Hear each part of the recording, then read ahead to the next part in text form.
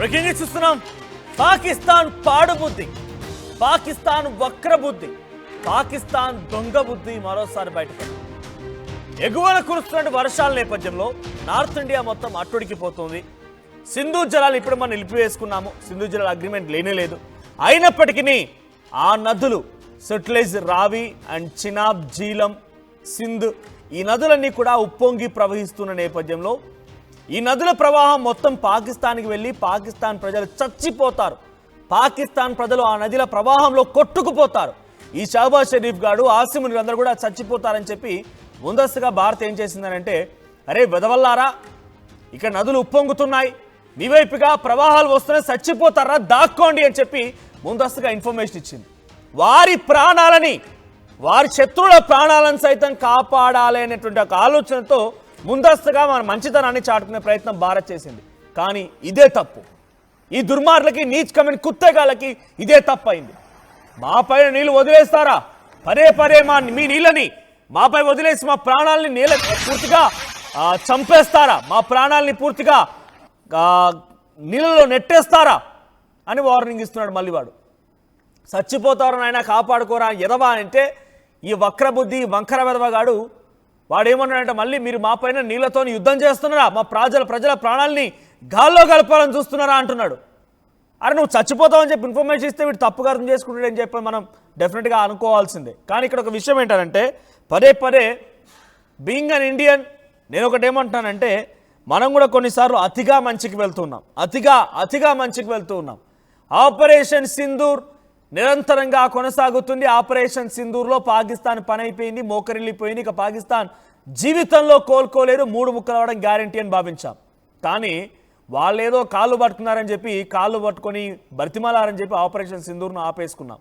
తర్వాత మరోవైపుగా ఆపరేషన్ సింధూర్ ఆపడానికి గల కంటే ముందే యుద్ధాన్ని ఇంకా కొనసాగించి ఈ నీచ్ కమిన్ కుత్తేగాన్ని, ఎవరిని వాడు హఫీజ్ సయ్యద్ కానివ్వండి, మసూద్ అజార్ కానివ్వండి, లేదంటే ఈ దుర్మార్గమైనటువంటి ఆసిమ్ మునిరిగాడు కానివ్వండి, ఎవరైతే పహల్గామ్ ఉగ్రదాడి ఘటనకు కారణమయ్యారో వాళ్ళందరినీ అప్పగించాలి. ఆ తర్వాత యుద్ధాన్ని ఆపుతామని కండిషన్ కనుక పెట్టినట్టయితే కుక్కలాగా తోక ముడుచుకొని వచ్చి కూర్చోవాల్సిందే. ఎందుకంటే వాళ్ళు ఓడిపోయారు, వాళ్ళ దగ్గర వెపన్స్ లేవు, చైనా నుంచి వచ్చిన మిసైల్స్ అన్ని కూడా రాకెట్ల కన్నా హీనంగా, అంటే చిన్న చిన్న డీపవల్ టపాస్ల కంటే హీనంగా ఆగిపోతూ ఉన్నాయి. ఏ మాత్రం కూడా వాళ్ళు భారత్ పైన దాడి చేయలేకపోతున్నారు. Completely helpless. ఎవ్వరు కూడా సాయం చేయలేకపోతున్నాడు. ఇప్పుడు వచ్చాడు ఈ ట్రంప్ గాడు, కానీ అంతకుముందు ట్రంప్ ఎక్కడది? ఈ ట్రంప్ ఇప్పుడు వచ్చేదో దుర్మార్గంగా పాకిస్తాన్కి సపోర్ట్ చేస్తున్నాడు, కానీ ట్రంప్ అప్పుడు కూడా సపోర్ట్ చేయలేదు. సో బ్యాక్ ఎండ్లో ఉంటే ఉన్నాడేమో. చైనా, టర్కీలు సపోర్ట్ చేశాయి, కానీ ఆ మిసైల్ ఏం చేయలేకపోయాయి. ఈ రకంగానే కొనసాగించి ఈ దుర్మార్గుల యొక్క పీక తెంపేస్తే అప్పుడే బాగుండిపోయేది. కానీ అప్పుడు ఒక రకంగా మనం కొంత ఆలస్యం చేశామో, లేకపోతే ఆ పాపం పోనీలను వదిలేసాం. మన మంచితనమే మనకు చెడవుతోంది. ఇప్పుడు మళ్ళీ ఈ నదులన్నీ కూడా ఉప్పొంగి ప్రవహిస్తున్నాయి. ఉత్తర భారతదేశంలో కురిసేటువంటి ఈ వర్షాలు మొత్తం కూడా నదీ ప్రవాహాల్లో మారిపోయి నదులన్నీ కూడా ఉప్పొంగి ప్రవహిస్తూ ఉంటే, అరే నీచ్ కమిన్ కుత్తే, నీ దగ్గరికి నీళ్ళు వస్తున్నాయి, చచ్చిపోతారా, కాపాడుకోరా అంటే ఆ ఫాల్తుగాడు ఏమంటాడంటే, మళ్ళీ మీరు నీటితో యుద్ధాన్ని చేస్తారా, మాపై నీటిని ఎప్పటికి పంపించి మా పైన యుద్ధాన్ని ప్రకటిస్తారా అని చెప్పి అక్కడ వాడు మినిస్టర్ అంట, Pakistan planning and development minister Ahsan Iqbal వాడు అంటున్నాడు, మీరు మాపై నీటి యుద్ధాన్ని చేస్తారా, ఎప్పటికప్పుడు మాపై నీటిని వదిలేసి మమ్మల్ని చంపేయాలని చూస్తారా, ఈ రకంగా మమ్మల్ని హతమార్చాలనుకుంటున్నారా, ఇలా మాట్లాడుతున్నాడు నీచ్ కమిన్ కుత్తేగాడు. వరదల పైన ముందస్తుగా చచ్చిపోతారు ఆయన, మీరు ప్రాణాలు కాపాడుకోండి అని అంటే వాడు వినిపించుకోకుండా మళ్ళీ కుక్కలాగా, పిచ్చి పెట్టిన కుక్కకి ఏమవుతుంది, మనం ఎంత మంచి చెప్పినా వాడు చెడుగానే తీసుకుంటాడు. ఎంత వాడిని బాని వైపుగా మనం ఆలోచించి చూసినా కూడా వాడు చెడుగానే తీసుకుంటాడు. ఆ పిచ్చి కుక్కే ఇక్కడ కనిపించే ఫోటోలో అహ్సాన్ ఇక్బాల్. సో అహ్సాన్ ఇక్బాల్ అనేటువంటి వ్యక్తి ప్లానింగ్ అండ్ డెవలప్మెంట్ మినిస్ట్రీ అంట.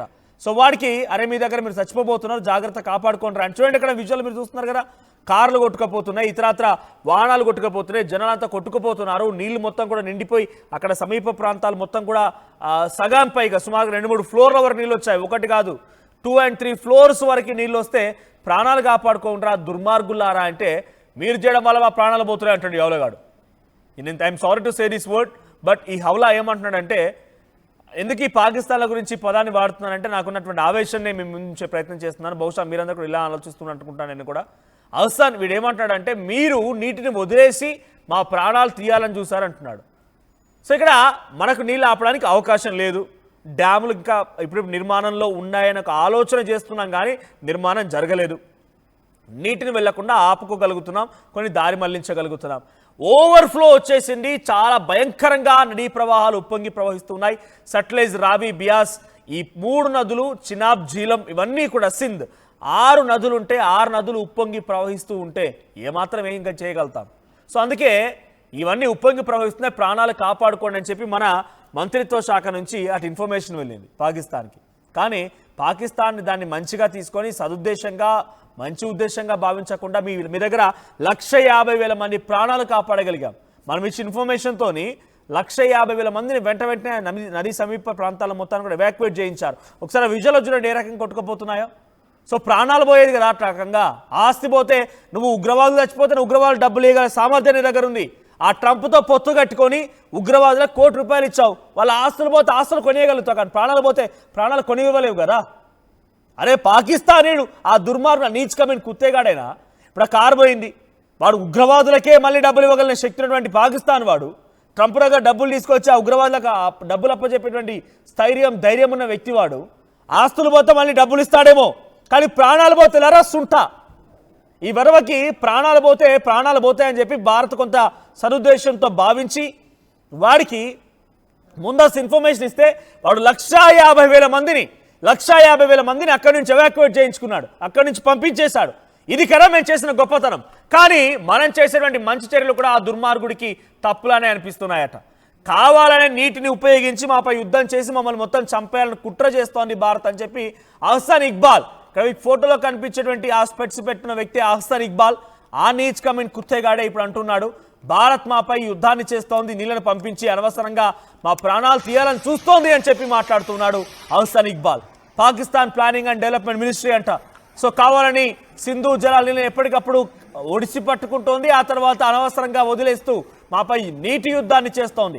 ఆపి యుద్ధం చేయడమే, ఆ రకంగా ఎక్కువగా పంపించినా యుద్ధం చేయడమేనట. ఏ రకంగా అయినా సరే మా ప్రజల ప్రాణాలని గాల్లో కలపడం కోసం ఈ రకమైన దుర్మార్గమైన చర్యలతో భారత్ పాల్పడుతోంది అని చెప్పి మాట్లాడుతున్నాడు ఈ నీచ్ కమిన్ కుత్తే. సో కానీ చివరి వరకు వేచి చూసింది. ఎంత మాట్లాడినా మేము సహించాం, ఓపిక పట్టాం. అయినప్పటికీ మీ ప్రాణాలను కాపాడడం కోసం మీకు సమాచారం అందిస్తే మీరు చేసిన పని ఏంటి చూడండి. ఇక్కడ ఎన్ని వాహనాలు కొట్టుకుపోతున్నాయి, రోడ్లపై కనీసం జనాలు రాలేకపోతున్నారు. కొన్ని ఫ్లోర్లే 2-3 ఫ్లోర్లే మునిగిపోయాయి. కార్లన్నీ కూడా పార్కింగ్ చేసినట్టుగానే కొట్టుకుపోయాయి. హెవీ వెహికల్స్ కొట్టుకుపోయాయి. ఎక్కడి వాళ్ళు అక్కడ కొట్టుకుపోతున్నారు. పాకిస్తాన్ విజువల్స్ అని కూడా పాకిస్తాన్లోని విజువల్స్. సో అక్కడ ప్రజలంతా చూడండి, అక్కడ విజువల్స్లో ఒక్కసారిగా ఆ ఫ్లో వచ్చిన తర్వాత అడవి మొత్తం ఒక రకంగా చెప్పాలంటే ల్యాండ్ స్లైడ్స్ జరుగుతున్నాయి. రకరకాలుగా అల్లకల్లోలమైనటువంటి వాతావరణం పాకిస్తాన్ నెలకొని ఫ్లడ్స్ నేపథ్యంలో.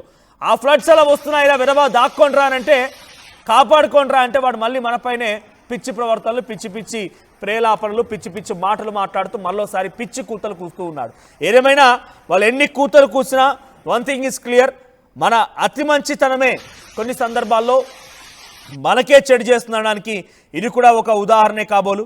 సో అక్కడ ఇంకా ఒక ఫ్లడ్స్ కొనసాగుతున్నాయి. పాకిస్తాన్లో ప్రజలు అలమటిస్తూ ఉన్నారు.